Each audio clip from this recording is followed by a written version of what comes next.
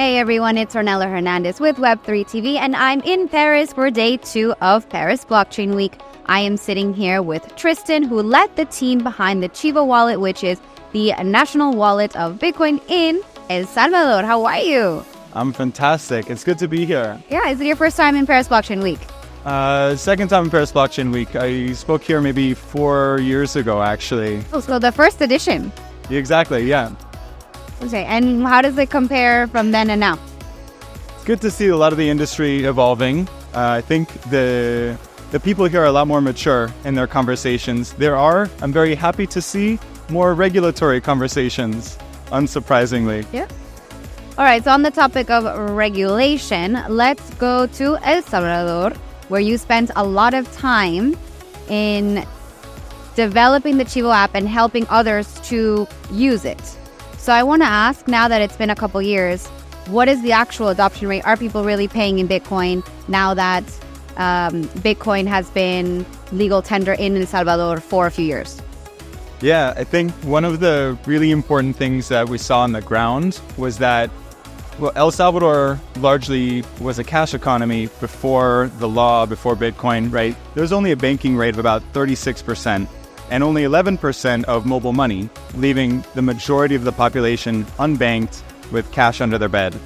And with the creation of the law, the passing of the law, and the system that we're powering, we saw within a year over 70% of the population having access to digital financial services through the Chivo wallet. So this is within this past year or within the last few years? That was since 2021, the launch, and we see people using it both on Bitcoin and dollars as they please, which I think is a really key point in the whole conversation on enabling transactions. Okay, so what kinds of transactions are we talking about? Is this like paying for gas at the gas station or buying clothes at the department store? Like, what are we exactly talking about? Yeah, the big thing about El Salvador is, or the big difference in El Salvador is that it's a digital currency system that's integrated through and through the economic system. So like, I like to tell a story about a woman, a street vendor I actually met on the way to work one day, and I had forgotten my wallet, and I asked her if she takes digital payment, and turned out she never had a bank account. She couldn't get a bank account. She's part of the majority population that never did, but this was after the launch of Chivo. She had Chivo. So I paid with Bitcoin happened to be on Lightning, it's faster and easier.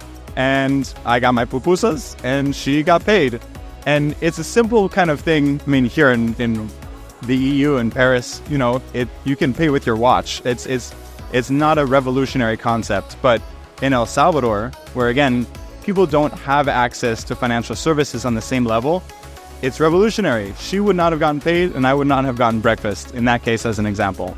Okay, so the fact that Bitcoin is now legal tender in this Central American country has also inspired not just street vendors, but I think the overall economy, right? And business people down there to be more included in the financial system. So could you give maybe some more examples of that?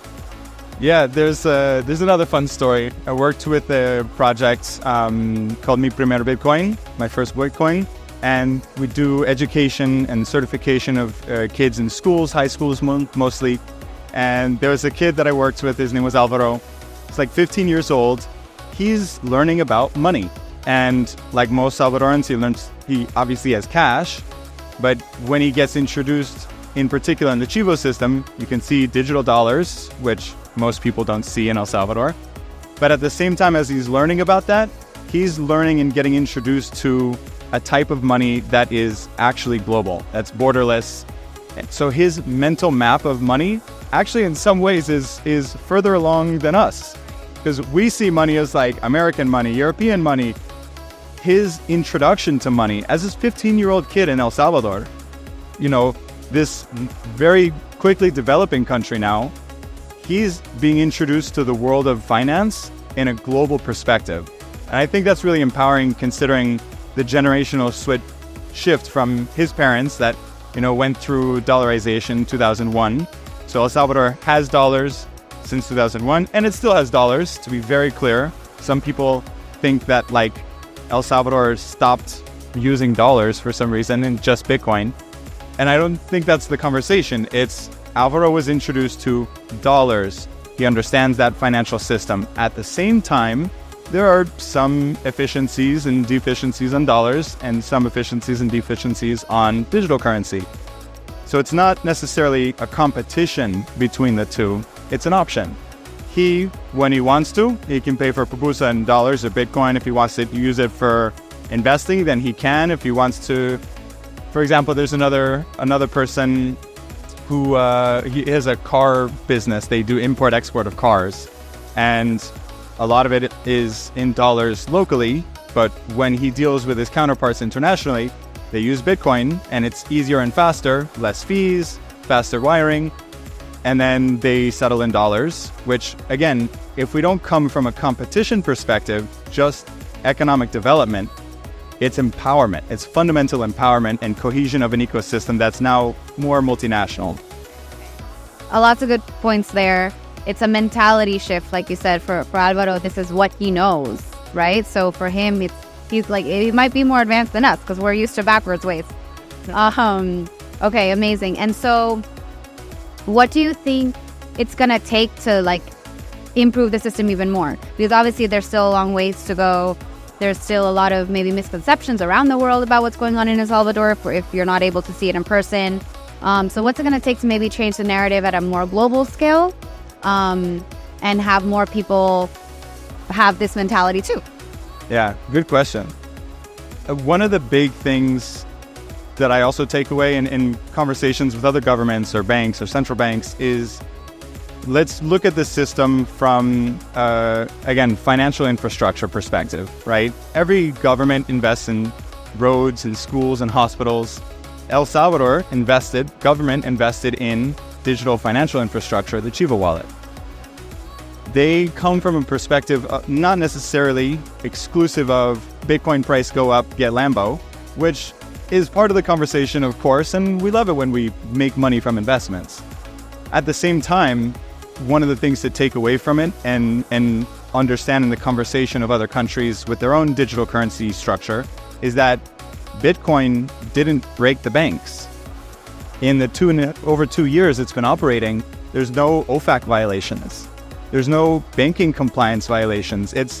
We've figured out a way to have this decentralized non-government digital currency integrate throughout the whole ecosystem, to ATMs, to point of sale, even with like third-party payment processors, MasterCard, Visa, and Surfinsa is a local payment processor in El Salvador. They have a few thousand point of sale. You can just pay. The point is infrastructure. And this is a new type of infrastructure that was introduced to the world that is advancing that country, that other countries can look at this and say, hey, Bitcoin go up or not Lambo. That aside, we can create infrastructure for economic development on a very fundamental level that advances the country in almost a leapfrog type of way. All right, I love that. I hope that we see more of that. Now, Tristan, how do you personally use Bitcoin on a day-to-day basis, if you do? Yeah, I use Bitcoin here today. There's one of the vendors has a new hardware wallet that's like a NFC hardware cold storage wallet, and I thought it was very interesting, so I wanted to get it. So I paid in Bitcoin.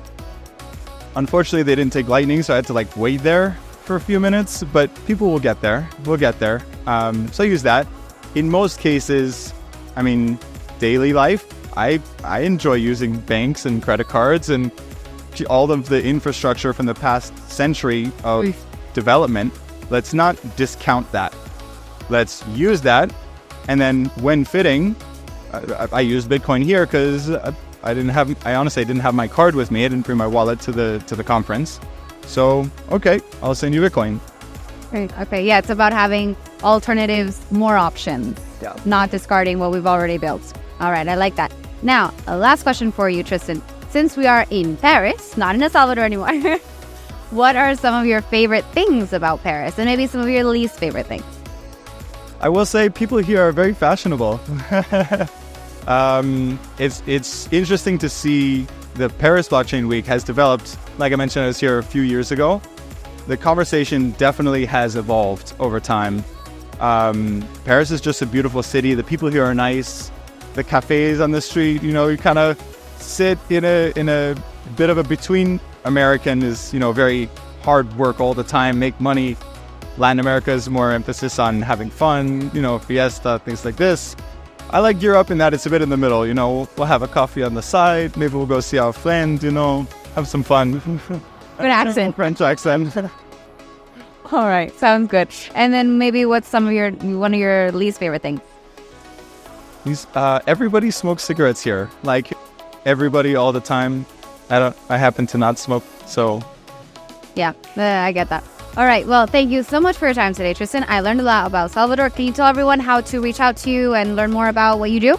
Yes, absolutely. Best way to reach me is on LinkedIn, Tristan Thoma, and have actually a book coming out later this year of Crypto for Countries about the nationalization of digital currencies, taking inspiration from El Salvador and including developments from the rest of the world, including stablecoins, central bank digital currencies, different types of crypto, even banking infrastructure that's digitizing things like, you know, FedNow and BIS. Has a lot of innovation on digital currencies, and governments are approaching this in different ways. So I'll keep you updated on that launch, and I look forward to continuing the conversation. Yeah, sounds good. Maybe next time we'll talk in El Salvador. All right, well, thanks again. And everyone, stay tuned for more interviews coming out of the conference. Thank you so much.